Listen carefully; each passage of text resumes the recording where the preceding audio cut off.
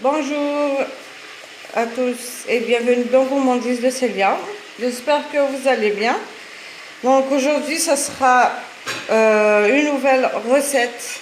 Bien sûr, ceux qui sont nouveaux sur la chaîne, n'hésitez pas à vous abonner pour recevoir les notifications des prochaines vidéos. Parce qu'il y a encore beaucoup de recettes que je vais publier. Et n'hésitez pas à me laisser vos avis sur les commentaires. Donc ici, ce sera une recette de beignets. Comme vous savez, on aime tous les beignets, soit au goûter ou bien le matin au petit-déj. Il y en a ceux qui aiment ça. Donc ici, pour les ingrédients, j'aurai besoin de 550 g de farine, de l'eau tiède pour ramasser la pâte. Donc ici, pour le sucre, j'ai besoin de 60 g de sucre et 12 g jusqu'à 15 g de levure boulangère, 2 jaune d'œuf, 80 g de beurre mou et 40 g de lait en poudre. Donc ici, je vais d'abord commencer par mettre le lait en poudre avec le sucre et la levure.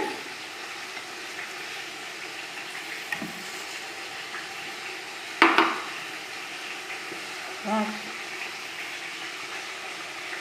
je vais ajouter les jaunes d'œufs. Donc je vais ajouter l'autre. Donc je vais d'abord mélanger ça.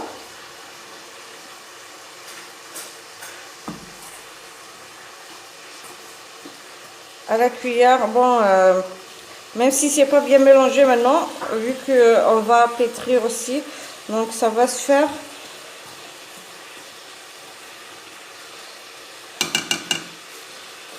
Donc je vais commencer sans oublier donc 5 g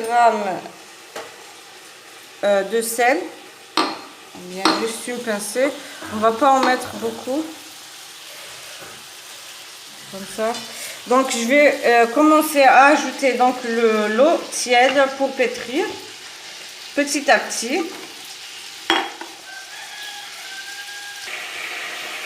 Donc ici, comme vous voyez, pardon, ici comme vous voyez la pâte est encore collante, je vais ajouter donc je veux dire moi j'ai mis l'eau à environ 30 centilitres d'eau tiède.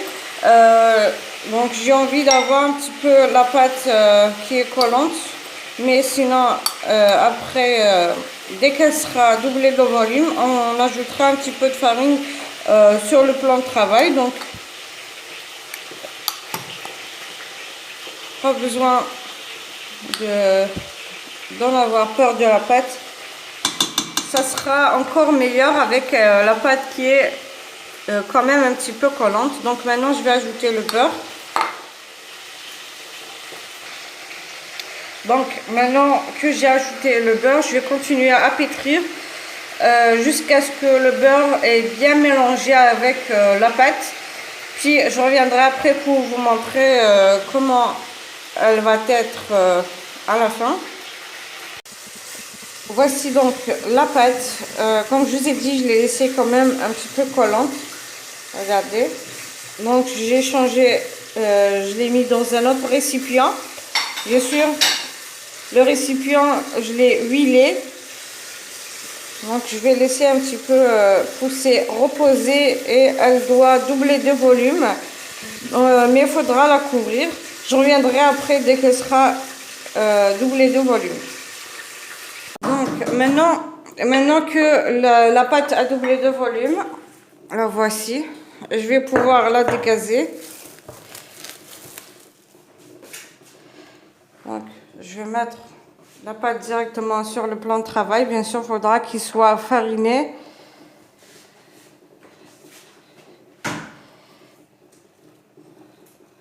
Comme ça.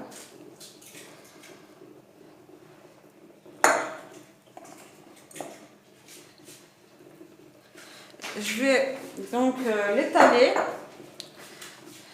Je vais d'abord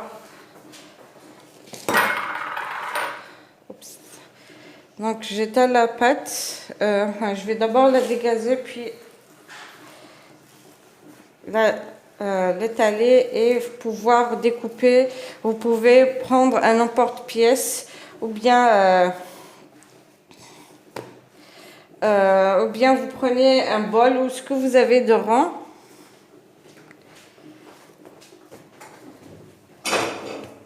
Donc ici ma pâte, je vais pouvoir l'étaler ni trop fine ni trop épaisse. Donc là, comme j'ai fait la pâte qui est collante, donc du coup je vais devoir mettre quand même la farine. Donc maintenant que j'ai pu étaler la pâte, bien sûr vous pouvez la diviser en deux pour pouvoir le faire en petite quantité. Donc ici j'ai un bol, vous pouvez les faire de la taille que vous voulez. Donc je vais découper ou bien vous pouvez prendre un emporte-pièce moyen. Bien sûr on va les laisser encore doubler de volume puis on va les faire frire. Comme ça. Comme je vous ai dit, il faut les laisser... bien sûr, il ne faut pas étaler la pâte trop finement. Donc moi, je l'ai fait un petit peu trop finement. Mais bon, ça puisque ça va gonfler, ce n'est pas grave. Donc, je forme des rangs. Puis, je laisse doubler de volume. Et je reviendrai après pour, bien sûr, pour les faire frire. Faut pas oublier de prendre un torchon et de le mettre au-dessus pour qu'elle puisse doubler de volume. Donc maintenant qu'elles ont doublé de volume, j'ai déjà commencé à faire cuire quelques-unes. Regardez, donc vous mettez dans de l'huile chaude, il faut que l'huile soit chaude. Et bien sûr, il faudra mettre quand même de l'huile. Quand vous mettez votre pâte, il faudra l'aider avec, en mettant un petit peu d'huile sur le dessus, qu'elle puisse se gonfler. Comme ça. Et vous la retournez pour la faire cuire de l'autre côté. Donc je vous montre une autre.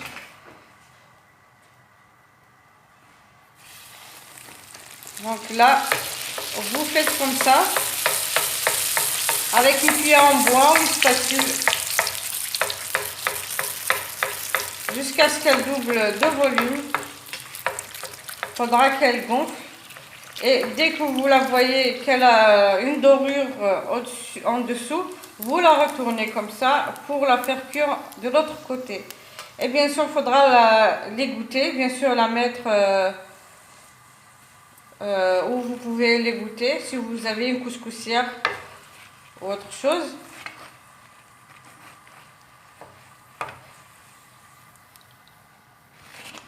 Donc là, je vais l'enlever, la retirer et vous montrer une croisée. Puis je reviendrai pour vous montrer donc sur un plat de présentation.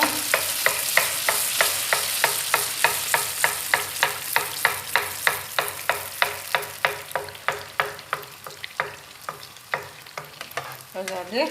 Donc dès qu'il y a la dorure, vous retournez. Puis vous retirez dès que c'est cuit des deux côtés. Bien sûr, comme je vous ai dit, il faudra faire l'aider avec la cuillère en mettant de l'huile sur le dessus. Donc je vais finir le reste et je reviendrai pour vous montrer sur un plat de présentation. Voici donc après les avoir fait cuire, en espérant que la recette vous plaira. Bien sûr, elles sont... en fait, elles vont se gonfler et au final... en fait, il faut laisser de l'espace entre elles quand vous les déposez. Elles vont se dégonfler après, mais sinon à l'intérieur, elles sont vraiment... en fait, elles sont vides à l'intérieur, du coup, c'est vraiment très très bon. Donc, je vous montre à l'intérieur comment elles vont être. Bien sûr, vous pouvez mettre de la confiture à l'intérieur ou du Nutella.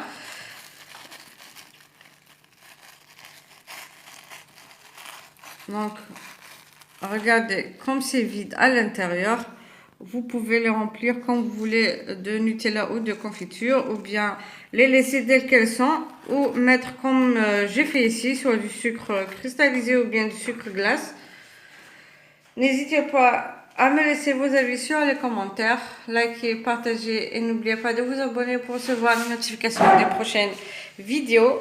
Sur ce, je vous dis merci, au revoir et à la prochaine recette.